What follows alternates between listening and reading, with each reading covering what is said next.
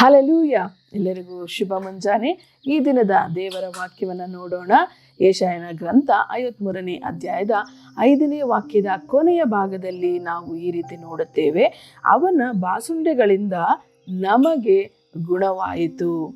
ಹೌದು ಪ್ರಿಯರೇ, ನಮ್ಮ ಎಲ್ಲ ಒಂದು ಅನಾರೋಗ್ಯಕ್ಕಾಗಿ, ನಮ್ಮ ಜೀವಿತದಲ್ಲಿ ನಾವು ಪಡುವಂತಹ ಎಲ್ಲ ಕಷ್ಟಗಳಿಗಾಗಿ ನಮ್ಮ ಯೇಸು ಕ್ರಿಸ್ತನು ತನ್ನ ದೇಹವನ್ನು ಅರ್ಪಿಸಿಕೊಟ್ಟಿದ್ದಾನೆ.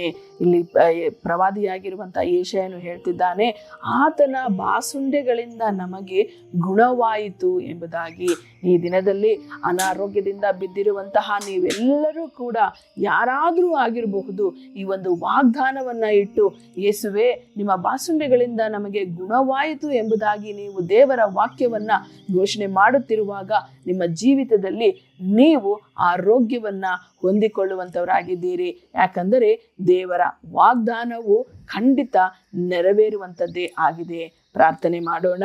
ಸ್ತೋತ್ರ ಕರ್ತನೆ, ಅಪ್ಪ, ಈ ದಿನದಲ್ಲಿಯೂ ಕೂಡ ಸ್ವಾಮಿ, ಅನಾರೋಗ್ಯದಲ್ಲಿ ಕರ್ತನೆ ಇರುವಂತಹ ಎಲ್ಲ ಕರ್ತನೆ ಸಹೋದರ ಸಹೋದರಿಗಾಗಿ ನಾನು ಪ್ರಾರ್ಥನೆ ಮಾಡ್ತಿದ್ದೇನೆ. ಏಸಪ್ಪ, ಎಷ್ಟೋ ಕಾಲಗಳಿಂದ, ಎಷ್ಟೋ ವರ್ಷಗಳಿಂದ ಅಪ್ಪ, ಈ ಒಂದು ಕಾಯಿಲೆಯಿಂದ ನನಗೆ ಗುಣವಾಗುವುದಿಲ್ಲವ, ಈ ಒಂದು ಕಾಯಿಲೆಯಿಂದ ನನಗೆ ಮುಕ್ತಿ ಸಿಕ್ಕುವುದಿಲ್ಲ ಎಂಬುದಾಗಿ ಕರ್ತನೆ ಅನೇಕರು ಚಿಂತೆ ಮಾಡುತ್ತಿರುವಾಗಲೂ ಕೂಡ ಅಪ್ಪ, ಈ ದಿನದಲ್ಲಿ ಸ್ವಾಮಿ ಅವರೆಲ್ಲರ ಪರವಾಗಿ ನಾನು ಪ್ರಾರ್ಥನೆ ಮಾಡ್ತಿದ್ದೇನೆ. ನಿನ್ನ ವಾಗ್ದಾನ ಹೇಳ್ತದೆ, ನಿನ್ನ ಬಾಸುಂಡೆಗಳಿಂದ ನಮಗೆ ಗುಣವಾಯಿತು ಎಂಬುದಾಗಿ.